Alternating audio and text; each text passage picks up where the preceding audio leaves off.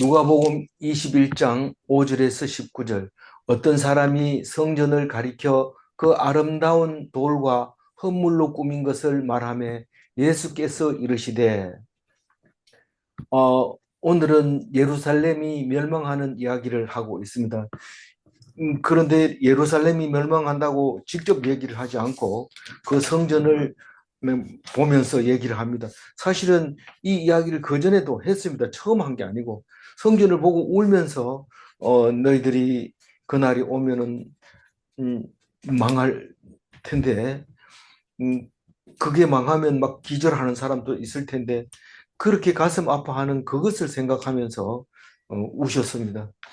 그러나 그거는 피할 수 없는 일이었다는 사실을 오늘 묵상하면서 알 수 있게 됩니다. 그러면서 그 그런 날이 오기 전에 먼저 내 이름으로 너희들이 핍박을 받게 될 거다, 그 얘기를 합니다. 그리고 그게 어떤 핍박인지, 왜 무슨 핍박인지, 무엇을 말하고 있는지 이야기하고 있는데, 사실 이 이야기가 오늘만 얘기하는 게 아니라 내일도 얘기하고 모레도 얘기하고 같은 얘기를 하는데, 긴가민가 할 정도로 이 이야기를 얘기하는 건가, 저 이야기를 얘기하는 건가, 그렇게 얘기하지만 우리는 모든 성경을 읽을 때 그날이라고 하는 그날은 여러 가지로 해석이 되어집니다. 그러나 그날은 분명히 있고, 그날은 우리가 기다려야 되고, 그날은 위하여 준비해야 되고 한다는 그날입니다. 그래서 오늘 멸망할 예루살렘 성을 얘기하고 있지만 사실은 심판의 예표가 그와 같다. 너희들은 그날을 반드시 당하게 될 것이다. 그 얘기를 하고 있습니다. 그래서 오늘 말씀은 보통 말씀하고 똑같지만 특별히 우리에게는 가슴에 와닿는 말씀이 들려줘야 되는 겁니다. 어제 우리는 세 가지 이야기를 들었습니다. 첫째는 다윗의 자손이 이 메시아로 와야 되느냐, 그게 말이 되느냐, 맨날 조상만 섬기다가 어 그러면 조상보다 더 높은 사람이 우리에게 난단 말이냐, 이런 거를 직접 가르쳐 줍니다. 만약에 그렇지 않으면 그거는 상식적으로 있을 수 없는 거다. 조상이 제일 높다, 그렇게 생각을 하고 조상을 무시할 정도로 훌륭한 사람이 나면 그건 오히려 역적입니다. 그게 아니고 그러면서 하고 있었기 때문에 사람들은 자꾸 조상을 높이면서 자기들이 장남으로서, 제사장으로서 그 기득권을 가지고 있게 되죠. 근데 그보다 더 큰 사람이 나타났다고 하면 기득권을 다 빼앗기게 되고 아무것도 안 되니까 끝까지 이 백성들에게 속이고 있는 건데, 예수님이 와서 직접 얘기함으로써 다윗의 자손에서 메시아가 온다고 하는 것이 그 사람들은 아무 말도 못하게 하는 그런 이야기가 한 가지 있었고, 한 가지는 그 사람들이 이 백성들을 속이는 게 한두 가지가 아니지만 그 과부들의 기도해주고 돈 받고 기도해주고, 제가 이렇게 얘기하니까 말이 안 되는 것 같아서 마음에 안 와닿습니다. 누가 돈 받고 기도해준 사람이 누가 있냐 이러면서 딴 사람 얘기하는 건 줄 알고 딴 생각하고 있는데, 우리는 많이 그렇게 합니다. 많이 절에 다니면서 큰 스님 만나기 힘든 것처럼 교회에서도 목사님, 당회장 목사님 만나기가 어렵습니다. 그건 뭐 말만 그렇게 하는 거지 막상 자기 심정도 그렇습니다. 내가 할 수 없어 그렇지 목사님 밥 사주고 이렇게 하고 싶죠. 근데 순서가 안 되니까 못 하는 거죠. 그런 건데, 특히 뭐 작은 교회 목사님이야 밥 얼마든지 사줄 수 있지만 큰 교회 목사님은 밥 한 번 사주는 게 영광이고 그렇게 하기를 애쓰고 있는 건데, 그걸 누구에게 그걸 부담을 주느냐 하면 가난하고 어려운 사람들에게 훨씬 더 그런 마음이 다가옵니다. 돈 많고 이런 사람은 언제든지 할 수 있고 더 좋은 곳으로 모실 수 있기 때문에 그렇습니다. 그래서 과부들이 돈으로 열심히 기도합니다. 그래서 기도하는 거 이래 들어보고 누구 과부를 위하여 기도하면 그분이 참 훌륭하시더라, 그 과부를 위해서 기도했다, 그런 소리를 듣고 싶어서 광장에서 기도하고 그렇게 하는데, 예수님은 외식으로 기도하는 그 사람들은 받을 심판이 크다, 특별 범죄 가중처벌 받는다, 그 얘기를 하고 있습니다. 세 번째로 헌금할 때도 돈 많은 사람들은 돈 들어가는 소리가 크게 나게 하고 또 많은 사람 앞에서 하고 많은 금액을 보여주고 헌금하고 이렇게 하지만 과부는 생활비 전부를 이렇게 뭐 따져보니까 목욕비인데 그 예수님은 그렇게 얘기합니다. 그 사람 돈 하나도 없고 누구에게 받은지 모르지만 목욕비 받았는 거 그거 그대로 헌금했다. 목욕도 안 하고요. 그건 모르지만 하여튼 그 돈을 그만한 돈을 했는데 전 재산을 드렸다고 얘기를 합니다. 그러니까 돈이 있든지 없든지 전 재산을 드렸느냐 자기 재산의 일부만 드렸느냐 그게 이제 중요한 거죠. 그래서 예수님이 과부는 자기 가진 전부를 드렸다 그렇게 얘기함으로써 은연중에 천국에서 받을 상이 크다 그 얘기를 하고 있습니다. 그래서 오늘 어떤 사람이 성전을 가리켜 이렇게 얘기할 때 성전 얘기를 하고 있습니다.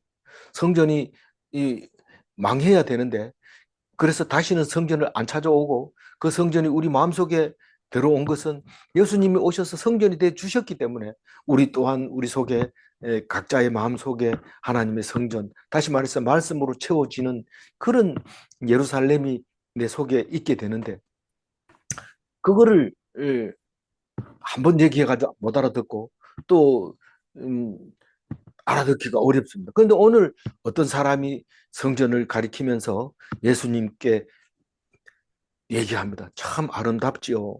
참 저것은 우리 돈으로는 할 수 없는데 그 많은 사람이 돈을 내서 저렇게 꾸미고 있잖아요. 그렇게 말합니다. 우리는 굉장히 중요한 얘기인데 무슨 말이냐 하면 아름다운 거, 돈 많이 들어간 거 이게 크다고 생각하는데 사실 지나놓고 보면 아무것도 아닙니다. 우리가 유적지나 저기 관광지를 돌아다니면 전부 옛날에 있었던 유적을 이렇게 하고 있는데 엄청난 돈을 들여서 만들죠. 개인적으로는 거의 못 만들 정도입니다. 다 전부 돈을 모아가지고 했는 것만 남아 있습니다. 그럼 그렇게 싸움질을 많이 해도 그것만큼은 파괴하지 않고 전쟁을 한 것을 우리가 볼 수 있습니다. 참 감사한 일이죠. 그러나 우리는 그것은 아무 생명하고 관계없는 일입니다. 아무리 베드로 성당을 돈 많이 주고 만들고 또 뭐 야고보 성당 또 제일 많은 게 스데반 성당. 스데반이 제일 먼저 순교했지만 제일 낮은 사람이 순교했으니까 유럽에 가면 어느 나라고 다 스데반 교회가 있습니다. 가톨릭 교회죠, 당연히. 그 가톨릭 성당에 스데반 성당들이 나라마다 있는 것을 볼 수 있습니다. 그걸 보면서 우리는 돈을 많이 들여서 참 비싸고 개인적으로는 지을 수 없는 그런 성전을 꾸미지만 예수님이 온 것을 정확하게 알면 그게 성전이 아니라 너희가 성전이라고 얘기하는 것을 분명히 알아듣고 해야 되는데 종교 지도자들이 그걸 원하지 않습니다. 각자 하면은 올 필요가 없죠. 교회 올 필요 없죠. 근데 종교 지도자들은 사람이 많이 와야 돈이 생기고 돈이 많아야 교회를 짓고 교회를 지으면 사람들이 딴 데 안 가고 큰 교회 모여오고 그렇게 해서 한 거라는 사실을 알고 있습니다. 그래서 예수님 그거를 갖다가 뭐라고 해요? 이제 심판날에 그 성이 무너질까? 아름다운 돌로 헌물로 꾸민 것이 이제 끝나게 되는데 그게 심판날의 예표다라고 얘기를 하고 있습니다.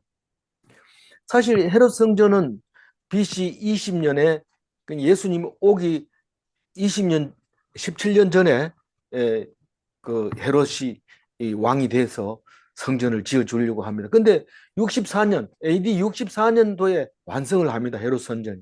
성전이 완성하지만 바로 6년 뒤에 디도라는 로마 장군이 헤롯 성전을 파괴해 버립니다.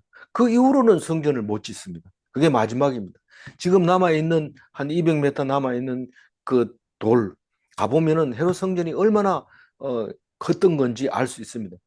그게 통곡의 벽으로 우리 관광객들을 볼 수 있습니다. 그런데 거기는 유대인들이 딱 잡고 다른 사람들은 그냥 구경만 하는 거지 손 못 댑니다.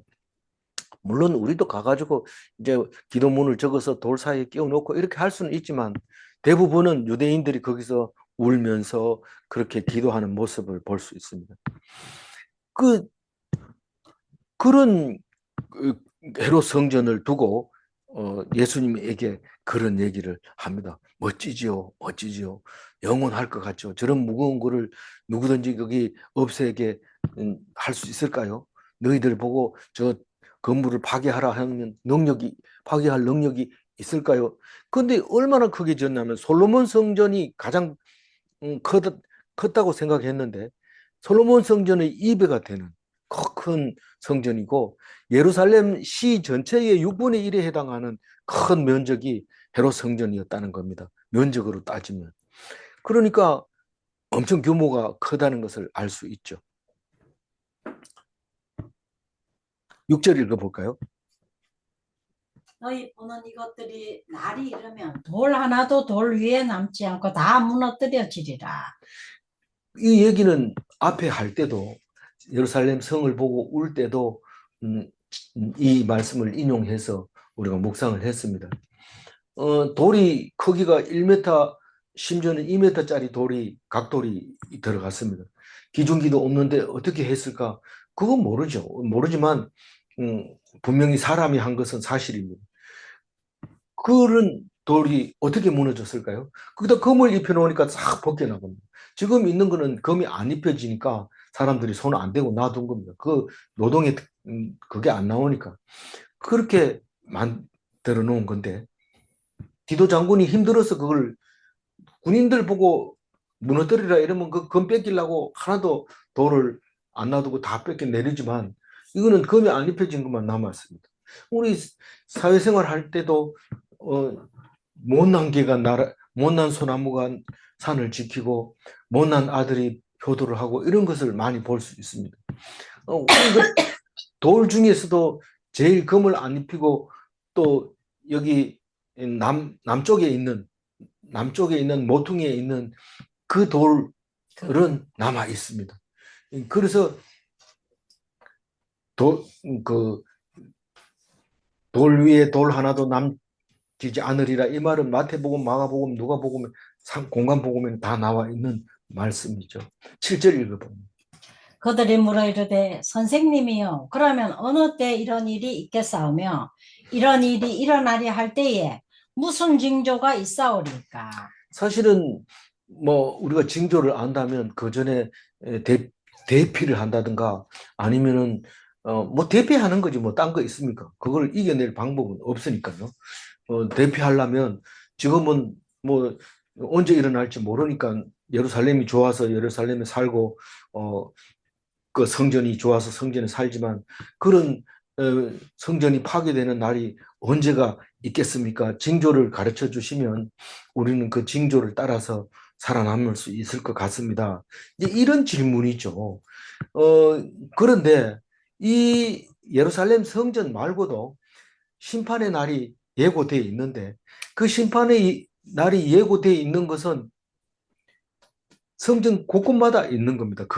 그날이라고 하는 그 심판의 예고된 날이 예루살렘 멸망의 날이 또 똑같은 모양과 형상을 가지고 있어요. 그래서 예수님이 뭐라고 말할까요? 우리는 뭐 여러 번 들어서 알잖아요. 이것은 성경 속에 다 나와 있다. 그날이 오면 어떤 징조가 일어나는지 성경이 증명해 줄 거다. 그러나 그건 우리는 보통 너희들이 죽을 거다 이러면 안 죽으려면 어떻게 해야 돼요? 이렇게 물어봅니다.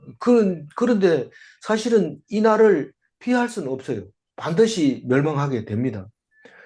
다만 이 지금 건축했는 그 기간이 얼마나 됩니까? 84년간 건물을 84년 동안 성전을 짓고 6년 만에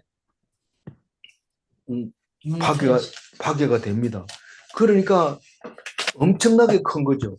우리는 이런 걸 많이 봅니다. 쭈그라하고 훌륭한 정상까지 올라갑니다.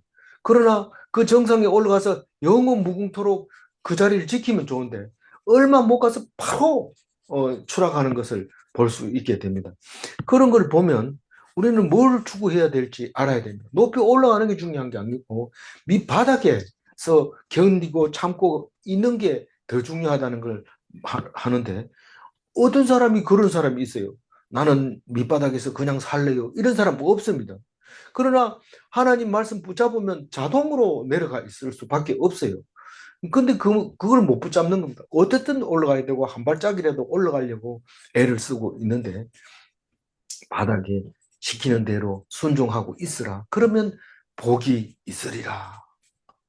구원을 받으리라. 그 얘기를 하고 있습니다. 8절 읽어봅니다. 그들이 이르시되 미혹을 받지 않도록 주의하라. 많은 사람이 내 이름으로 와서 이르되 내가 그러하며 때가 가까이 왔다 하겠으나 그들을 따르지 말라. 아니, 징조가 어떻게 됩니까? 이러니까 미혹을 받지 않도록 주의하라. 이렇게 얘기합니다. 그런데 답답하죠. 징조가 어떠냐고 이러니까 미혹을 받지 않도록 주의하라. 그러니까 무슨 말이에요? 그날이 오면 유혹하는 게 많다는 거죠. 유혹하는 게. 뭐 종교 가지고 얘기 안 해도 뭐 여기 가면 돈 준다, 빨리 받아라, 인터넷 들어가서 가입해서 돈 받아라, 뭐 이거 신청해라, 아직도 신청 안 했냐, 신청 안 하면 손해다, 이런 게 전부 미혹받게 하는 거예요. 미혹받게 하는 거예요. 공짜 없습니다. 공짜 없습니다. 나중에 보면요, 그렇게 줘놓고 또 딴 거 줄 때는 그 사람 받은 거 빼고 딴 사람 또 주고, 또 받았으면 또 그거 빼고 딴 사람 주고 이럽니다. 그리고 안 받은 사람은요, 이 세상에서 손해보는 것 같아도 하나님 다 챙겨줍니다. 그걸 어떻게 믿어요? 안 믿기 싫으면 안 믿어도 돼요. 그거는 순종이 아니고 불신인 거거든요. 그러니까 성경 말씀이 그렇다고 하니까 그런 거죠. 저도 뭐 천국 안 가가지고 몰라요. 천국 안 가봐서 모르지만 말씀만큼은 믿기 때문에 그건 확실합니다. 천국 가면 다 받습니다. 절대로 손해 안 봅니다. 그래서 내가 그라 이 말이 뭔 말입니까? 구세주다. 내가 메시아다. 내가 너희들을 살리는 길로 온 사람이다. 내가 돌을 가지고 왔다. 그렇게 얘기합니다. 아니 10만 원 보조금 받으려고 인터넷 해가지고 에러 나가지고 또 다른 정보 다 틀리고 10만 원 받아 그 다음에 뭐 합니까? 그 돈 가지고 뭐 얻었습니까? 차라리 굶고 있으면 안전하게 조용하게 가만히 있습니다. 이 얘기가 그 얘기하고 관계없는 것처럼 보이지만은 같은 말입니다. 그게 미혹받지 않도록 주의하라. 그게 말세다. 그게 멸망하는 때에 나타나는 거다. 때가 가까이 왔다. 이 말은 안 받으면 손해다. 뭐 이렇게 하는 거죠. 그래서 그들을 따르지 말라는 거예요. 미혹하는 데 따르지 마라. 말씀을 듣고 있으면 허황되다는 것을 알게 됩니다. 아니 아이 낳으면 1억 원 줄게.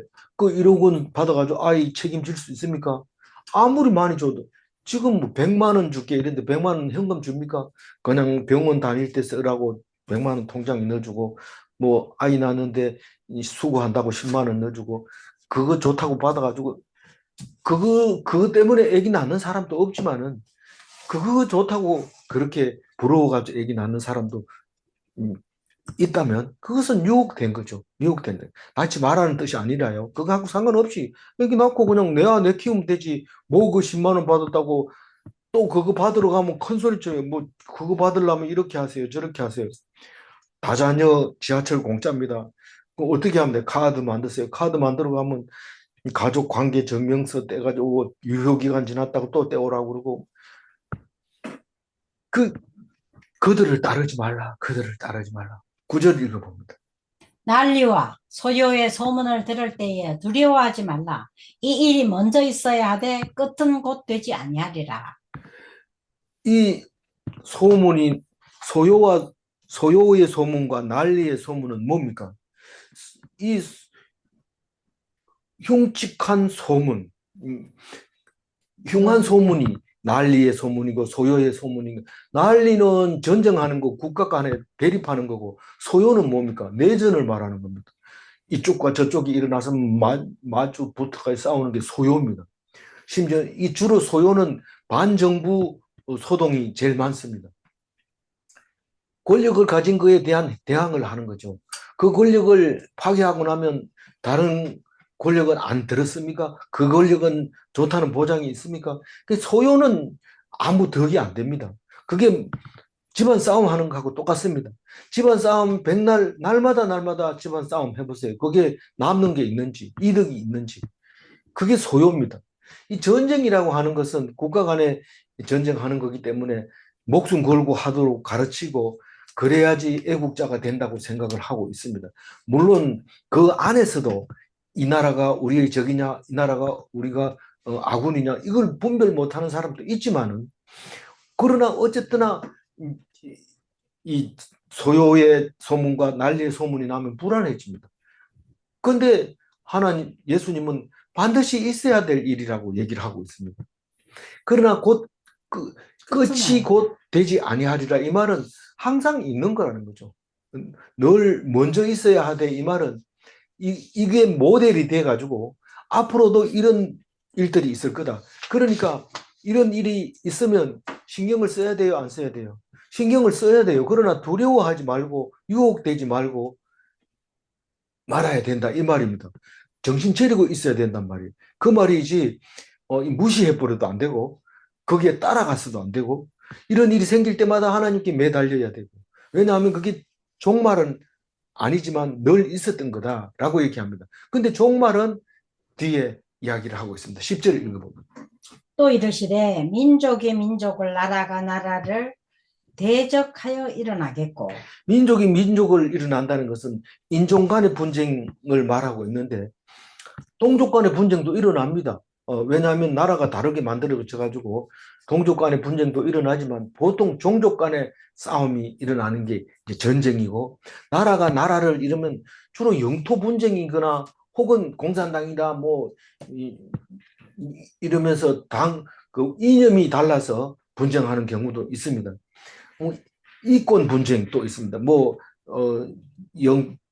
그 지하 자원이 많다든가 이러면 그걸 쟁탈하기 위해서 힘센 사람이 그냥 전쟁을 일으키기도 합니다. 어쨌거나 여러 가지 문제로 나라가 나라를 민족이 민족을 전쟁을 일으키는 소식이 들릴 거다. 그리고 11절요. 곳곳에 큰 지진과 기근과 전염병이 있겠고 또 무서운 일과 하늘로부터 큰 징조들이 있으리라. 예수 믿는 사람들도 수탁에 앉아가지고 이게 성경에 나와 있는데 지진이 일어나고 기근이 일어나고 전염병이 일어나고 이러면 이제 말세가 된 거 아니냐. 심지어는 뭐 코로나 때도 사람들이 그런 생각을 하고 있었죠. 이건 이제 도저히 인간 생활을 바꾸게 될 거다. 그런데 하나님이 그게 끝이 아니라는 것을 보여주고 있습니다. 또 싹 사라지게 합니다. 그러나 앞으로 이제 마지막 날 올 때는 이런 모든 것을 경험한 것처럼 또 그런 일이 오면서 끝나게 될 거다. 그 얘기를 합니다. 이 지진이 일어난다는 것은 지진이 일어나면 해일이 일어나고 해일이 일어나면 멀리서는 쓰나미가 일어나고 그렇습니다. 해일과 쓰나미는 어떻게 다릅니까? 이런데 뭐 비슷하죠. 비슷한 쓰나미를 모를 때는 해일이라는 말을 썼고 쓰나미를 알고 나서는 주로 쓰나미라고 이제 이름을 붙입니다.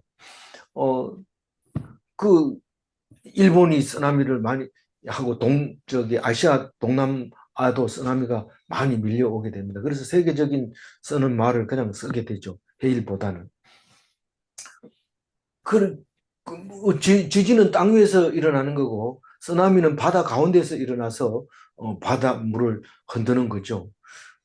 그런 일이 일어납니다. 그리고 기근이 양식이 부족하고 또 가뭄이 들고 메뚜기 떼가 나타나고 메뚜기 떼 나타났다는 건 생태계가 파괴됐다는 겁니다. 적당하게 메뚜기를 잡아먹을 수 있는 조류들도 살아야 되는데 조류들을 다 잡아버리면 메뚜기가 일어나게 되고 또 하여튼 생태계가 파괴되면 기근이 일어나고 사람이 살기가 어려워집니다. 사막화가 되고요. 그 다음에 전염병 알잖아요. 우리 코로나를 통해서 전염병이 얼마나 무서운지 알게 됩니다. 그리고 무서운 일이 뭘까요? 우린 늘 음식물을 먹으면서 갑자기 맛있게 먹었는데 그게 유전자 조작한 거다 이러면은 이거 먹고 어떻게 될까? 불안하죠. 불안합니다. 음, 그리고 로봇들이 그냥 길거리를 막 돌아다니는데 저게 누구 말을 듣고 저렇게 돌아다니는지 걱정스럽죠. 쇠로 돼 있으니까 때려도 안 되고 뭐 폭발시켜도 뭐 살아있고 이러니까 또 걱정이 되죠. AI는 또 얼마나 사람 속을 잘 압니까? 물어보면 니는 무슨 생각을 하고 있고 이런 얘기까지 다 합니다. 그러니까 숨기려고 했던 거 다 드러납니다. 그게. 그건 무섭습니다. 그리고 하늘로부터 큰 징조가 일어난다. 근데 하늘은 뭘까요? 기후 온난화도 있을 수도 있고 요즘은 이제 유인 우주선, 유인 우주 왕복선을 보냅니다. 그럼 달나라 가서 볼일 보고 또 내려오고 이렇게 하는 것들이 있는데 그게 뭐 그렇게 재미있습니까? 오히려 겁이 나죠. 일론 머스크는 유인 우주 왕복선을 만들어 놓고 탈 거냐 이렇게 나는 안 탄다 이렇게 얘기를 합니다. 만들어 놓고도 불안하고 걱정되고 염려되고 이렇게 되는 거잖아요. 그래서 이게 살아가면서 별의별 일들이 다 일어납니다. 뭐 천재지변, 전쟁 소식, 흉한 소문 이런 게 있어도 두려워하지 말라 그 얘기합니다. 아니 우리가 예수님이 두려워하지 말라 해서 안 해야 되지만은 음, 사실 이런 일이 없을 수가 없잖아요. 그런데 예수님이 분명히 얘기합니다. 내가 얘기를 하는데 두려워하지 말라. 두려워하지 말라. 그렇게 확실하게 얘기를 합니다. 그런데도 마음이 불안한데 어떡합니까? 그 믿음이 없는 겁니다. 할 수 없습니다. 믿음을 달라고 기도하는 수밖에 다른 방법이 없습니다. 13절 읽어볼까요? 12절. 12절. 예. 이 모든 일 전에 내 이름으로 말미암아 너희에게 손을 대어 박해하며 회당과 옥에 넘겨주며 임금들과 집권자들 앞에 끌어가려니와. 그런데 아까도 얘기했지만 첫 절에서 얘기했지만 앞으로 예루살렘이 멸망하는 징조가 앞으로 당할 그날의 모습을 예표하고 있다고 하는데 지금 12절을 읽으면서 예수님이 무슨 말을 하는지 이해가 되는 겁니다. 앞으로 예루살렘이 무너지는 것은 언제 무너져요? AD 70년에 무너지는데 그거 일어나기 전에는 AD 60년에, AD 30년에 무슨 일이 있어요? 예수님이 십자가에 돌아가시는 일이 생깁니다. 그러니까 AD 30년하고 AD 70년 사이에 일어날 일을 12절에 설명하고 있는 겁니다. AD 70년에 예루살렘이 멸망하기 전에 일어나야 할 일이 이 모든 일 전에 그런 일이 일어나기 전에 무슨 일이 있어야 되냐면 예수로 인해 박해를 받게 되는 일이 생긴다는 겁니다. 내 이름으로 말미암아 박해가 생겼다는 얘기는 예수님이 부활하신 후, 그럼 다시 말해서 AD 30년 후부터 70년까지 40년 동안에 있어야 될 일을 12절에 말하고 있는 겁니다. 그래서 예수님이 부활하고 나면 제자들이 박해를 받는데 부활의 주님을 믿는 것으로 말미암아 받는 박해입니다. 제일 먼저 누가 죽었어요? 스데반이 죽었습니다.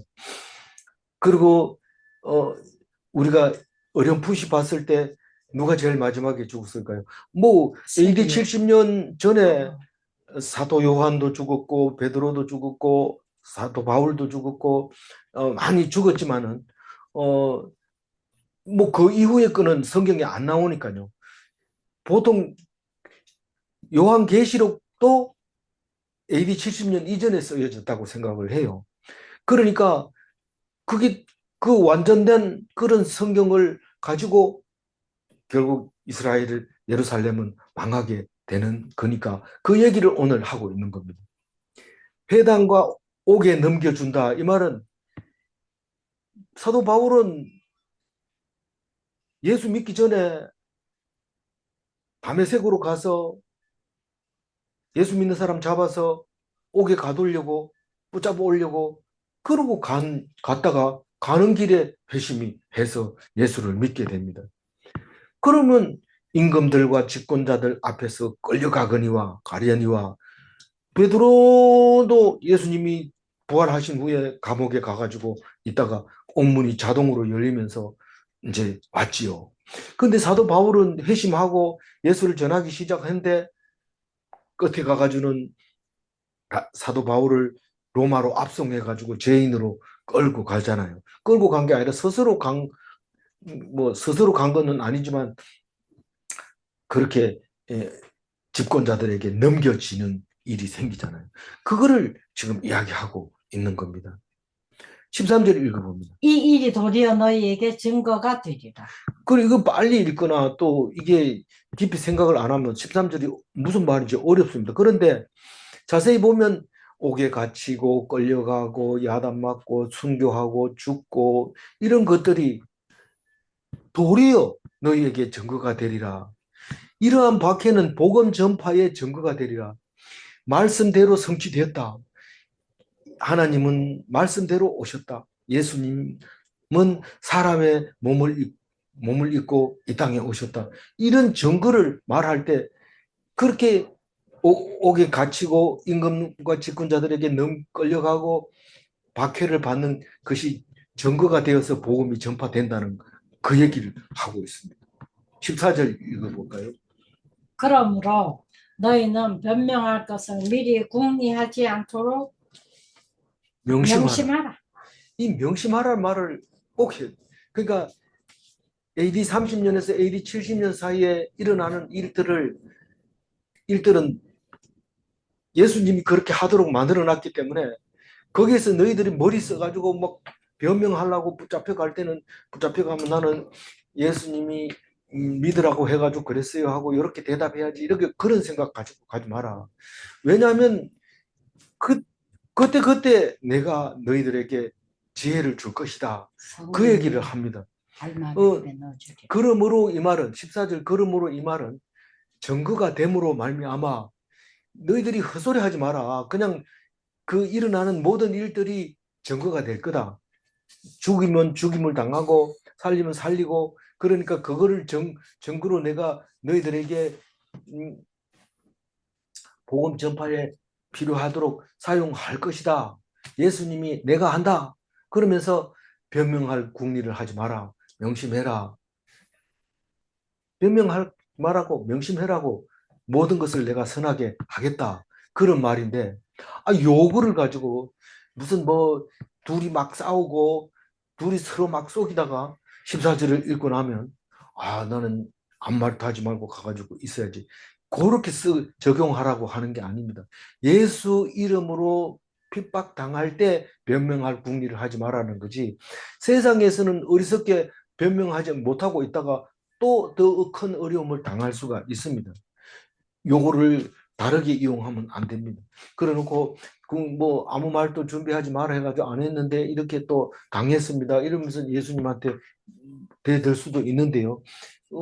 그렇게 하는 것은 지혜가 모자라는 겁니다. 15절 읽어봅니다. 내가 너희의 모든 대적이 능히 대항하거나 변박할 수 없는 구병과 지혜를 너희에게 주리라. 이것은 대적을 말하는 건데 이 대적은 그냥 나도 속이고 자기도 속이고 서로 속이는 데 있어서 대적이 아닙니다. 예수님을 믿는 데에 대한 대적을 말하는 겁니다. 이거 분명히 알고 얘기를 해야 됩니다. 예수님을 믿는 것 때문에 대적하고 있는 그 대적에게는 대적하지 못하도록 나에게 입에 말씀을 주셔서 구변을 너희에게 주겠다. 대적이 대항하지 못할 구변을 내가 너희에게 주겠다. 이 말입니다. 그리고 대적이 반박하지 못할 지혜를 너희에게 주겠다. 이런 말입니다. 그러니까 세상 일은 세상 일대로 해야 됩니다. 만약에 서로 속이고 속이겠다면 그거는 한번 속이기로 했으면 제대로 속이든지 아니면 입을 다물든지 하나님께 맞비든지 그렇지만 그게 예수님 제일 좋은 방법은 그런 일이 안 생기면 좋지만 하나님한테 기도해보고 좋은 궁리가 안 생기면 하나님께 맡기고 하나님 맡길 테니까 죽이려면 죽이고 살리려면 살리세요. 이렇게 하는 것이 가장 좋을 겁니다. 그러나 세상 살이는 그렇게 간단한 공식으로 되지지는 않습니다. 그러니까 이 말은 분명히 알아두어야 됩니다. 예수 믿는 것 때문에 나를 공격하는 대적 앞에서는 그 대적이 대항하지 못하도록 나에게 말을 넣어 주신다고 하셨고, 그 대적이 반박하지 못할 지혜를 나에게 주신다 하셨으니 내가 연구하지 말아야 된다. 그 얘기를 하고 있습니다. 16절 읽어봅니다. 심지어 부모와 형제와 친척과 벗이 너희를 넘겨주어 너희 중에 몇을 죽이게 하겠고. 이 대적이 부모가 나를 대적하고 형제가 대적하고 친척이 대적하고 친구가 나를 대적합니다. 그러면 뭘 해야 돼요? 어떻게 부모가, 어떻게 우리 형이, 우리 삼촌이, 어떻게 네 친구, 네가 이렇게 얘기하지 말라는 거예요. 어떻게 이런 식으로 얘기하지 말라는 거예요. 입 다물으라는 거예요. 그러면 요한복음 15장 13절에 이렇게 얘기합니다. 네가 친구를 위하여 목숨을 버리면 이보다 더 큰 사랑은 없다고 얘기를 합니다. 이거 볼이라는 게 뭡니까? 입을 다물고 있어라. 그러면 능히 변박할 수 없는 구변과 지혜를 너희에게 주리라. 말 안 하고 죽으면 그게 구변과 지혜입니다. 예수님이 십자가상에서 일곱 가지의 말을 했는데, 일곱 가지 맞나요? 맞아. 일곱 가지를 얘기를 했는데 그게 구변과 지혜입니다. 오히려 그 친구를 위해서 기도하고 그 삼촌을, 그 형제를, 그 부모를 위해서 기도해야 됩니다. 비록 형제가 나를 버릴지라도 나는 그 형제를 위해서 기도하는, 그게 제일 큰 사랑입니다. 그 중에서 친구를 위해서. 이 제일 먼 게 친구입니다. 그래도 부모, 형제, 친척, 그 중에서 벗은 친구는 제일 멀지만 그 먼 친구를 원망하지 않는 것이 제일 큰 사랑이다. 입 다물고 있는 것이 하나님이 입에 넣어주는 건데 뭐냐? 그들을 위해서 기도하고 그들을 원망하지 않고 그들을 위하여 기도해주고, 그게 하나님의 구변과 지혜를 말하고, 하나님 예수님 말고는 이런 말을, 구변과 지혜를 줄 수 있는 사람은 세상에 없습니다. 세상에 없습니다. 17절 읽어. 또 너희가 내 이름으로 말미암아 모든 사람에게 미움을 받을 것이나. 왜 예수를 믿으면 미움을 받습니까? 예수님은 현실에 안 맞는 겁니다. 네가 한 번 주면 나도 한 번 받고, 주고받고 해야 되고, 도와주면 도와줘야 되고, 품앗이를 해줘야지. 장례식에 갔을 때 조의금 내는 거. 나는 많이 내는데 안 주면 싸웁니다. 아니, 주고 싸우려면 왜 줍니까? 축의금 내가 줬으면 받아야 됩니다. 내가 나한테 축의금 냈는데 안 온 사람 적어가지고 나중에 전화해서 막 싸웁니다. 아니, 이 전치를 벌고 나면 기분 좋아야 되고 감사의 편지를 보내야 되고 이래야 되는데 어떤 일이 이렇게 생길 수 있습니까? 그러니까 우리는, 예수 믿는 사람은 안면몰수하고 뭐 뻔뻔스럽고 내가 결혼식 한데도 콧방구도 안 끼고 그렇게 하는, 그게 예수 믿는 사람이니까 그 미워할 수밖에 없죠. 다른 사람은 다 우리가 남이가 이러면서 브라보 하면서 그렇게 살아가는데 우리는 참 없으면서도 큰 소리 치고 있으면서도 겸손하고, 저 인간들은 상대가 안 돼. 뭐 벽창호야. 이렇게 얘기를 하게 되는 거죠. 그래서 예수를 믿으면, 부활하신 예수를 믿으면 이 땅 사람 아닌 것처럼 살아가고 있기 때문에 도저히 이해할 수 없으니까 미울 수밖에 없는 거죠. 18절 읽어봅니다. 너희 머리털 하나도 상하지 아니하리라. 아니, 그렇게 하면 당장 나가면 사람 잡아 죽일 것 같은데 오히려 그 사람들이, 야, 저 사람은 참 자유롭게 산다. 오히려 더 신성시하고 무슨 일이 생기면 기도해 달라고 오고 그렇게 하는 겁니다. 그게 하나님이 하시는 거예요. 너희 머리털 하나도 상하지 아니하리라. 그러고 말합니다. 그러면서 19절 마지막 절 읽어봅니다. 너희의 인내로 너희 영혼을 얻으리라. 이게 간단한 단어 같지만 사실 깊이 묵상해야 될 단어, 그 한 절입니다. 너희는 인내로 영혼을 얻으리라. 다시 말해서 인내로 구원을 얻으리라. 인내는 어디서 나옵니까? 믿지 않으면 인내가 나올 수가 없습니다. 믿음은 어디서 나옵니까? 하나님 말씀을 들어야 믿음이 나오지. 듣지도 않고 뭘 믿는다는 얘기입니까? 우리 공부 안 하고 교회 다니면서 나 예수 믿는다. 예수 뭘 믿는데? 글쎄 예수 뭘 믿는지 모르겠는데 그렇게 되는 거예요. 근데 하나님 말씀 헐 묵상하는 사람은 너 뭘 믿는데? 하나님 말씀 믿지. 말씀이 뭔데? 오늘 아침 말씀을 얘기하는 겁니다. 오늘 하나님 말씀은 내 마음대로 살지 말고 하나님 말씀대로 순종하며 살 때 하나님이 우리의 영혼을 책임져 주신다 하셨다. 그걸 믿는 것이죠. 그러니까 말씀으로 믿음을 얻고 믿음으로 인내하고 인내로 견뎌서 영혼을 얻음으로 구원을 얻게 되는 것입니다. 다시 한번 19절 읽고 마무리합니다. 너희의 인내로 너희 영혼을 얻으리라. 예, 믿음은 인내하는 힘을 줍니다. 믿음은 두려움을 몰아냅니다. 질문합니다. 주님이 구원하심을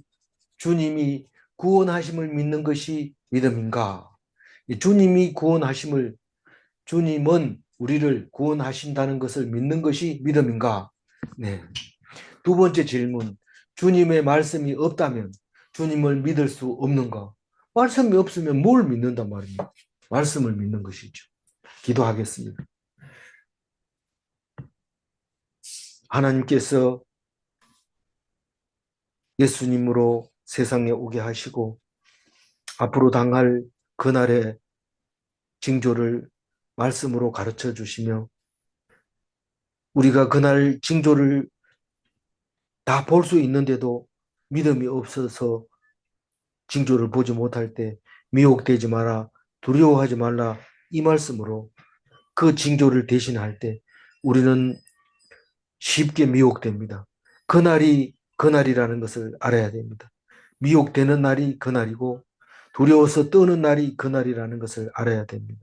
우리는 언제 올지 모른다 하면서 좋은 게 좋지 뭐 그러면서 미혹되게 쉽습니다. 그리고 이는 안 두렵나 이러면서 떨고 있는 우리의 모습을 보게 됩니다. 하나님 미혹되지 말게 하시고 두려워하지 말게 하여 주옵소서. 그래도 우리에게 어려움이 온다는 것을 기억하게 하시고 그러나 하나님께서 그게 끝이 아니라는 것을 말씀해 주시면서 당하고 힘들고 고통스러울 때 하나님께서는 영원한 나라에서 보상을 준비하고 있는 것을 믿사옵고 그 믿음으로 살아가게 도와주시옵소서. 도와주실 줄 믿사옵고 감사하며 우리 주 예수 그리스도 이름으로 기도 올리옵나이다. 아멘.